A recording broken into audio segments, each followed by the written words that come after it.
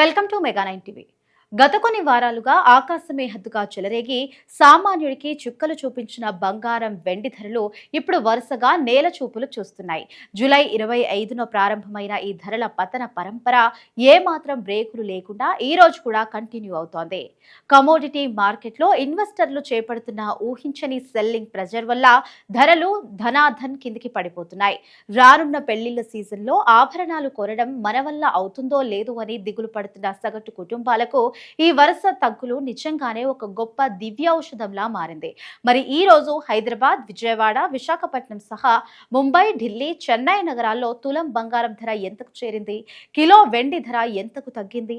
అంతర్జాతీయ మార్కెట్లలో ఎలాంటి డ్రామా నడుస్తుందో చూద్దాం.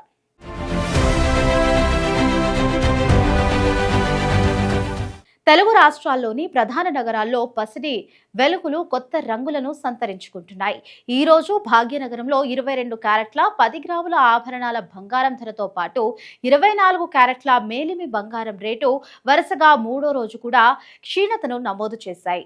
విజయవాడ, విశాఖపట్నం, తిరుపతి నగరాల్లో కూడా ఇదే ట్రెండ్ కొనసాగుతోంది. గడిచిన 4-5 రోజులతో పోలిస్తే తులం బంగారంపై కొనుగోలుదారులకు భారీ ఊరట లభించినట్లు అయింది. దీంతో నగలు చేయించుకోవాలి అనుకునేవారు ముందస్తు బుకింగ్స్ చేసుకోవడానికి జ్యువెలరీ షోరూంలకు క్యూ కడుతున్నారు. సామాన్యుడి బంగారం అని పిలిచే వెండి కూడా మార్కెట్లో గిరగిరా కిందకి పడిపోతోంది. పసిడి వేగాన్ని మించి వెండి ధరలు క్రాష్ అవుతున్నాయి.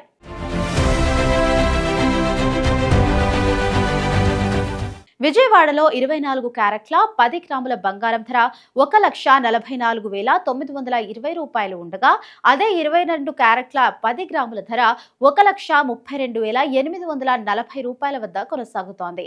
ఢిల్లీలో 24 క్యారెట్ల 10 గ్రాముల బంగారం ధర 1,45,070 ఉండగా, అదే 22 క్యారెట్ల 10 గ్రాముల ధర 1,32,990 రూపాయల వద్ద కొనసాగుతోంది.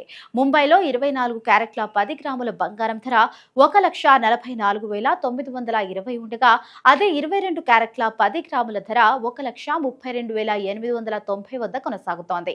చెన్నైలో 24 క్యారెట్ల 10 గ్రాముల బంగారం ధర 1,45,080 ఉండగా, అదే 22 క్యారెట్ల 10 గ్రాముల ధర 1,32,990 వద్ద కొనసాగుతోంది.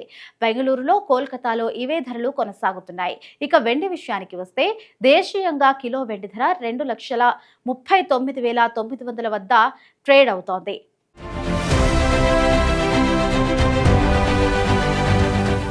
పసిడి మార్గంలోనే పయనిస్తూ వెండి ధరలు సైతం బులియన్ మార్కెట్లో కుప్పకూలాయి.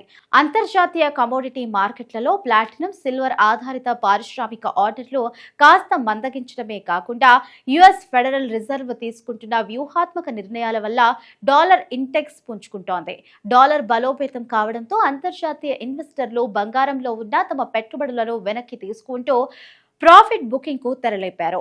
ఈ ప్రభావం నేరుగా భారతీయ మల్టీ కమోడిటీ ఎక్స్చేంజ్ పై పడి ఇటు బంగారం, అటు వెండి రెండూ ఒకేసారి పతనమయ్యేలా చేసింది.